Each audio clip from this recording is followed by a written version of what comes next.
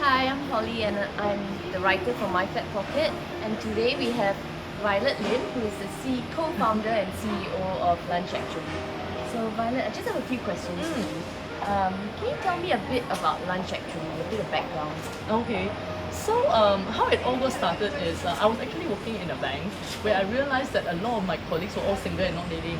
And to me that was quite curious because they are all like really eligible and attractive people. And then upon like further so-called investigation, I realized it's because they are all married to the bank. Okay, they work really long hours and they don't seem to have like, much opportunity to date. And I actually had quite a lot of friends around the same age group as my colleagues, and then they were all like getting married and getting engaged. I'm like, okay, that's quite strange, right? Because they're all about the same age group. And I realized that it's because a lot of my friends who are getting married, they actually met their other half at school or at university. So, it's sort of like if you sort of miss the opportunity to meet someone, it gets increasingly more difficult. And there was about the time when I came across the concept of lunch dating. So it's something that has been popular, in UK, in US, or even Australia, but nobody was actually doing anything like that in Asia or Singapore. And I thought to myself that this is a great concept because one thing I did realize about my colleagues is that they might work very long hours. Some of them might even work till midnight, right? But there's something that they never miss, which is their lunch hour. Sort of like midday. And I thought like, okay, instead of just meeting like your friends, your colleagues for like lunch, why not just take like maybe 1 hour a month to meet someone whom you have never met before? And yeah, and who knows, it might just be like making a new friend or like something might actually come out of it. And that's how it all got started. Oh, that's very interesting. And I'm just wondering, how is the perception about this kind of like a dating, still a dating service and a sort of like a matchmaking? So Yes. how are Singaporeans taking to it? Okay, I would say that when we first started, which was like in 2004, 9 years ago, people are quite skeptical about it, honestly. I mean, like, even when I started telling my friends that I was going to do this, they all look at me and like, Violet, are you crazy or something? It's like, why would you want to do it? Like, nobody's going to take up such a service. So I think previously the mindset is still very much like, why would anybody need such a service? But I think now, right, like, there tend to be a lot more openness to it. I think it's because people start to see that okay, it's just a platform, and also people start to see that people who join such services, they are not like losers. Because I think previously there was this stigma that people who need dating services, they must be like single, desperate, and ugly or something. But I think people start to see that hey, they are just people like me, and it's just another platform, and it's fun. So we are starting to see a lot more better reception to like such a service.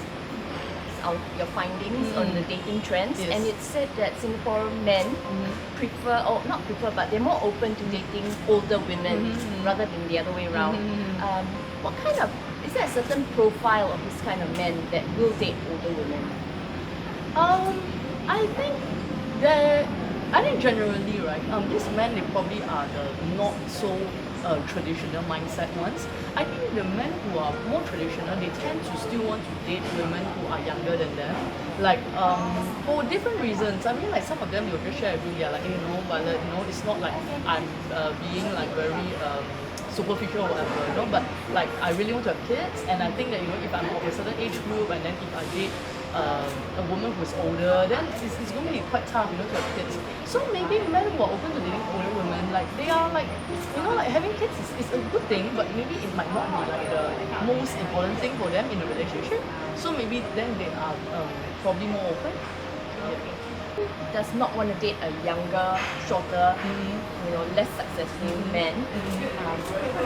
Is this a mindset you want to change, or should they like have that kind of ideals? Because I think it's like really understandable that women like tend to have certain criteria. Like people always ask me like, are men more picky or women more picky? I always say that they are picky on different things, right? And I think for women, they tend to because women tend to marry up, right? So they probably generally they prefer someone who's like more educated or at least sane or like earn more than them or things like that. I think we are not out to like sort of force people to date someone whom they are not comfortable with or just force it down their throat. I don't think that works. Like where we're coming from is more to educate on the perspective of like, okay, I know where you're coming from, but at the same time, what you're looking for might not bring you happiness, right? Because I think ultimately people are looking to be happy. They're looking to be in like long-lasting, fulfilling relationship, right? So it's like if this list of criteria, even though I give it all to you, you might not actually be happy. what about e-stalking? What is that? What's e-stalking?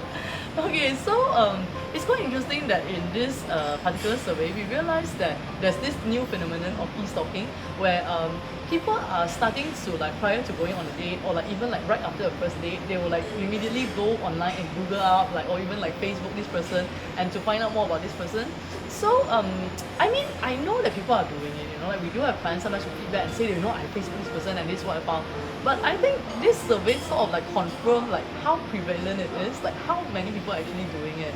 Um, and I think it's really important for singles to realize, right, like it or not, people are actually Googling about you. And I think it's really important for singles to sort of like clean up their like social media profile. I mean, not to be fake or anything like that, but to just make sure that your social media profile is congruent with who you are, because you really do not want to be in a situation where you know you just have like some photos that like maybe some drunken photos from like a party and which not really like represent like everything you do every day, you know, it's just like maybe once in a while. Like for your friends it's cool, you know, we have fun and things like that, but for people who have never met you or like maybe even your prospective employer, like it might not be so cool. So I think it's important that you know, just do a quick audit on your own profile and make sure that it is something you're comfortable with, yeah, being out there and showing who you are. Just previous clients who have come up to you and said, you know, I found the match and I'm getting married and it's all thanks to you. How often does that happen? I'm glad to say that it's like really happening quite a lot nowadays. Like because I think when we first started, you know, it's like we are really new and it takes time for people to find a relationship and like really get married. I mean, you don't get married like 1 month from meeting, right? It's probably take like maybe like 18 to 24 months and things like that. So we have been getting quite a lot of this news and it's very heartening. It's very fulfilling, honestly, and that's actually what keeps me in this industry, because like to see that you're contributed to someone's like happiness, someone's like marriage and like even babies. So for example, like just yesterday, I had my manager in Malaysia who just shared with me like they attended a wedding like last year and then the couple just give birth to a baby. So it's just like it's a wonderful feeling to know that you make a difference in people's lives. Thank you so Thank much, Violet. you. I've had too much wine for Thursday night. It's only 6 o'clock.